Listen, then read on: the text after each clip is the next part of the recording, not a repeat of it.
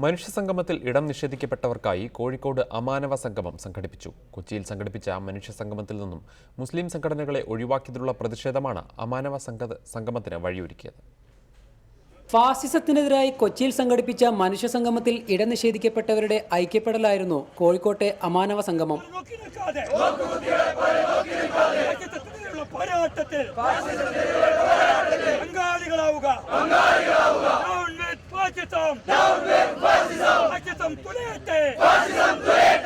അറിവുകൊണ്ട്, അധികാരം കൊണ്ട്, ശരീരം കൊണ്ട് അപൂർണരായ കാൽ അര മുക്കാൽ മനുഷ്യർക്കായുള്ള അപൂർണ മനുഷ്യ സംഗമം.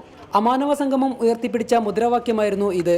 മുസ്ലിമായും ദളിതനായും ആദിവാസിയായും ഫാസിസത്തിനെതിരെ ഐക്യപ്പെടാനുള്ള സാധ്യത കൊച്ചിയിലെ മനുഷ്യ സംഗമം നിഷേധിക്കുന്നതിനാലാണ് അമാനവ സംഗമം നടത്തുന്നതെന്ന് സംഘാടകർ പറഞ്ഞു. മുഴുവനായിട്ട് മനുഷ്യരാവാൻ പറ്റാത്തവർക്ക് പോലും ഇടമുണ്ട് എന്നുള്ള നിലയിൽ അമാനവ സംഗമം എന്ന് പറയുന്നത്. അപ്പോൾ മനുഷ്യരായതിൻ്റെ പേരിൽ ആർക്കും ഒരു അപകടം വരുന്നില്ല. മനുഷ്യൻ ബീഫ് തിന്നു കഴിഞ്ഞാൽ ആരും തല്ലിക്കൊല്ലുന്നില്ല. ഒരു മുസ്ലിം ബീഫ് തിന്നുന്നതോ അല്ലെങ്കിൽ ദളിതൻ ബീഫ് തിന്നുന്നതോ അല്ലെങ്കിൽ അതൊക്കെയാണ് നമ്മുടെ ഇന്ത്യയിൽ ഫാസിസത്തിന് പ്രശ്നമാകുന്നത് എന്ന് തിരിച്ചറിഞ്ഞുകൊണ്ട് തന്നെയാണ് നമ്മൾ മുസ്ലിമായും ദളിതനായും കീഴാളനായും ഒക്കെ തന്നെ നിങ്ങൾ വരൂ എന്ന് പറഞ്ഞുകൊണ്ട് അമാനവ സംഗമം എന്നുള്ള പേരിൽ ഇവിടെ പരിപാടി നടത്താൻ തീരുമാനിച്ചു.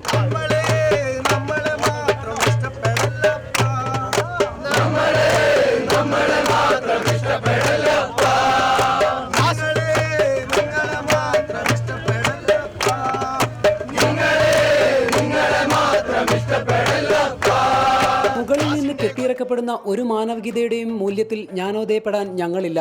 മനുഷ്യരെന്ന ഉദാത്തവൽക്കരണത്തിൽ ഇത്രനാൾ നേരിട്ട അടിച്ചമർത്തലുകളെ മറക്കാനും ഞങ്ങൾക്കാവില്ല. ഒരു കൂട്ടത്തിന്റെ മാത്രം ആശങ്കകൾക്ക് വേണ്ടി ഭാഷയിലും വരയിലും രുചിയിലുമെല്ലാം നിലനിൽക്കുന്ന ഞങ്ങളുടെ സ്വത്തം വെടിയാതെ തന്നെ ഞങ്ങൾ ഫാസിസത്തിനെതിരെ പ്രതിഷേധിക്കുന്നു. അമാനവ സംഗമം പറഞ്ഞു നിർത്തുന്നത് ഇങ്ങനെ.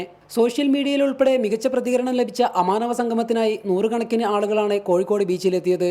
റിപ്പോർട്ടർ, കോഴിക്കോട്.